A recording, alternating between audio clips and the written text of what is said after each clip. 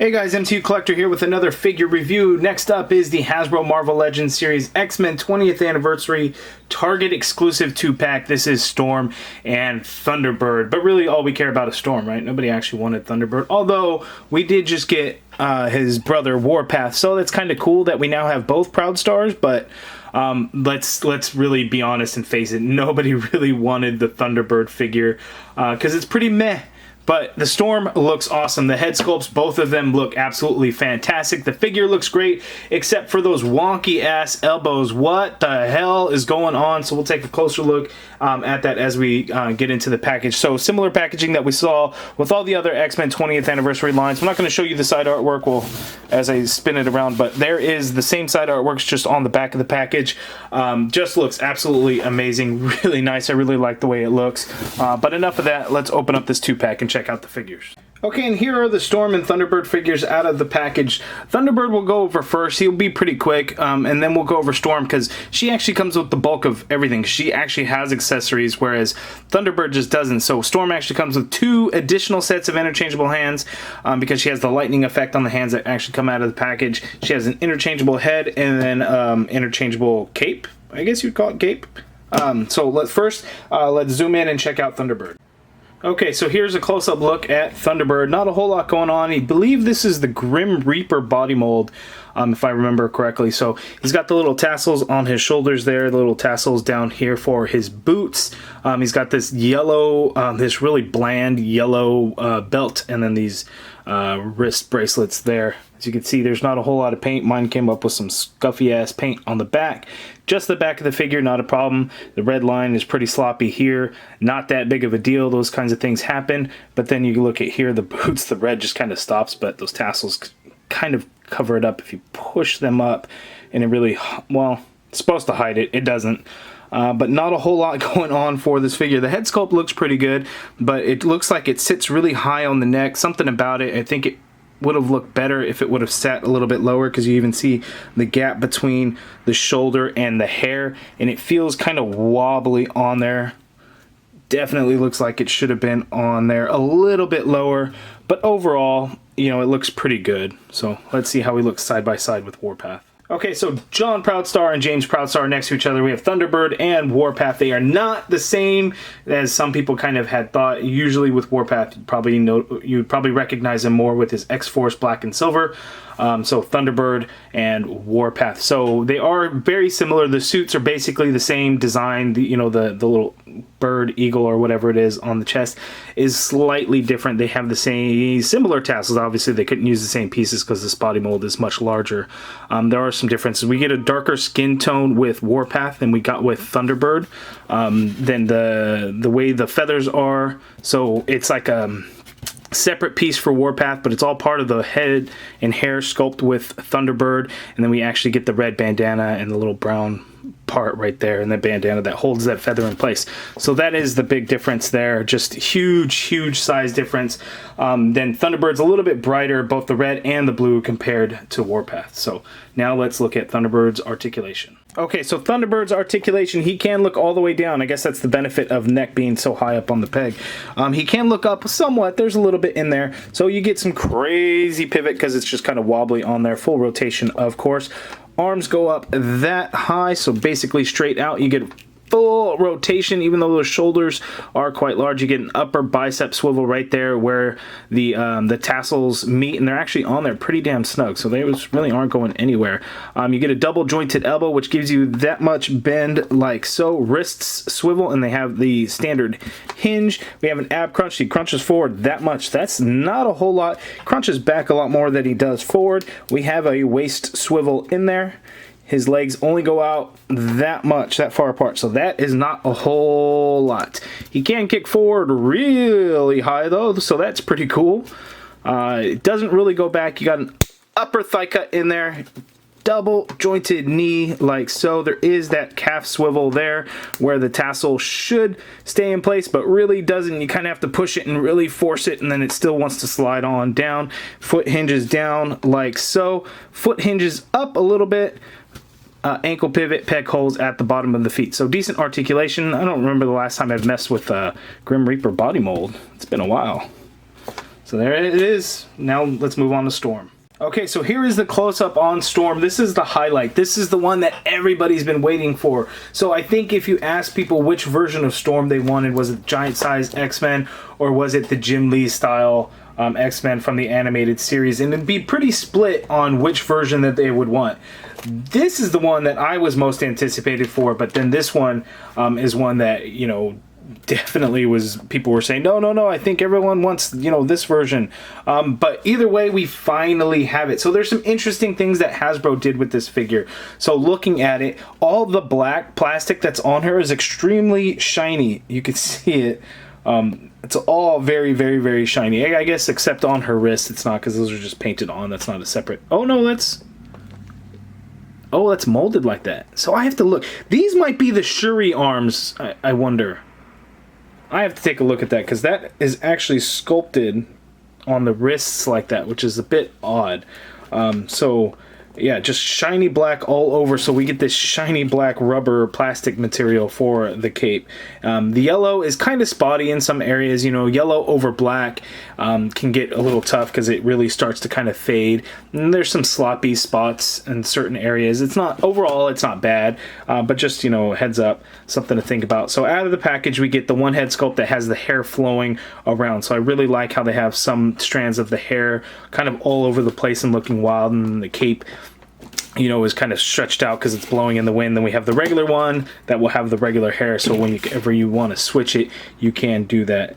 But just looking at it, it all looks really good, except for these damn elbows. Like, what? I guess the right elbow isn't so bad. It's the left one that, yeah, the left one definitely looks bad. So it's, yeah, that's so strange. Oh no, I guess just in the way you turn it, I guess, you know, kind of makes that difference. So it's not terrible, but it is a little bit odd. We get these new hands. So we've seen this type of thing with like Eel, the Electro figures, you know, even Power Rangers were doing something like this. So this is the first that we've gotten with a female figure, and that looks actually really, really cool. So it's kind of a turquoise color for the electricity, and then you get her skin tone that's actually painted on there, so that actually looks really good on both hands. So I really like that we got those type of effect pieces. Focus. This type of effect piece as opposed to the one that we've gotten released over and over and over and over again. So that looks really good. So there it is. There is a little bit of a gray shading in her hair to give it that textured look, but let's pop this one off and let's pop on the other one to see how that one looks. Oh, that was kind of a scratch the dial floor there, and she's got heels, so she's actually kind of a pain in the ass to stand up too because of these heels. But to switch out the cape, it's just kind of snug around the neck piece, so that is pretty cool, like so.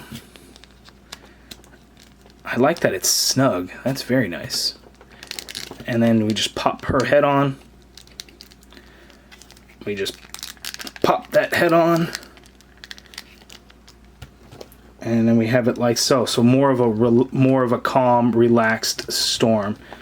And that looks really, really nice. I really like the way that looks.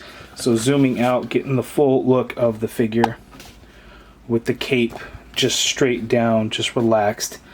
That looks really, really, really nice.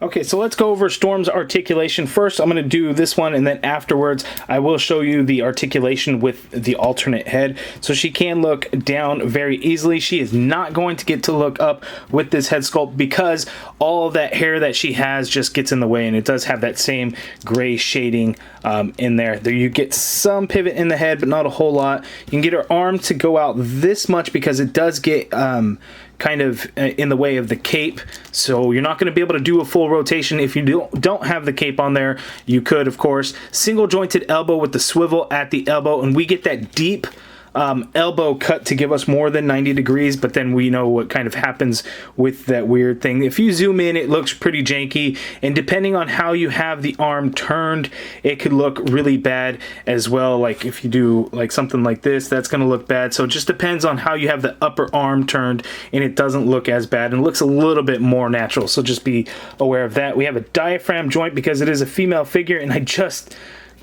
noticed this. So I guess it's not so bad when you look at it from the side, but then when you turn it, just kind of how they stop the paint of her costume there, so it's kind of funky, but you can get her to pivot to the side that much, pivot to the other side that much, so that's actually pretty good range of motion on the female figure. We don't actually usually get that much. Even going forward is much more than we would usually get on a figure. She can go back a little bit. There is no waist swivel, of course, because you get the turn at that diaphragm joint. Legs go out that far apart. She can kick forward that high. Goes back a tiny bit. You got an upper thigh cut there.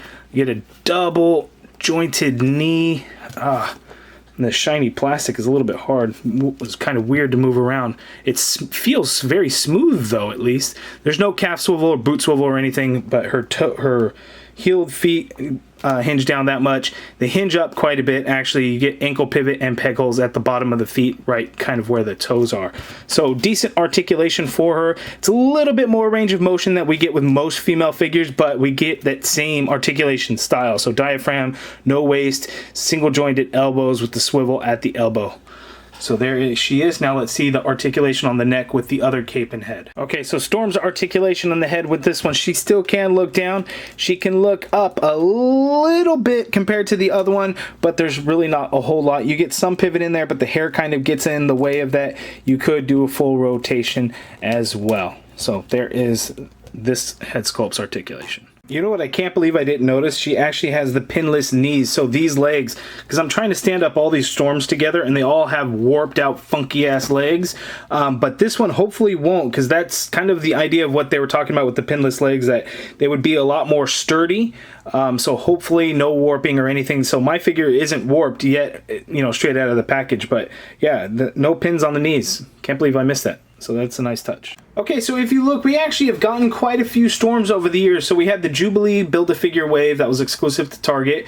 Then we had the Apocalypse wave, Punk Storm. Then the X-Men Retro wave, Jim Lee style in the white suit. And then the Fan Channel exclusive in the black suit. And here we have the giant size X-Men there. So all Storms all look very good. They all are, well, those ones aren't different, but they all kind of bring a different style of Storm. So you can kind of pick and choose what your favorites are. This is a very, very good figure. I don't want to kind of misconstrue that, but my favorite is still going to be the white suit Jim Lee version because of the animated series I watched when I was a kid that I love. But you guys let me know down in the comments below what your favorite Storm figure is. Now, I know a lot of people always ask for different head swaps and those kinds of things. I'm going to tell you right now, the skin tones are not the same with this new one compared to any of the other ones. The other ones all kind of have a little bit of a darker skin tone.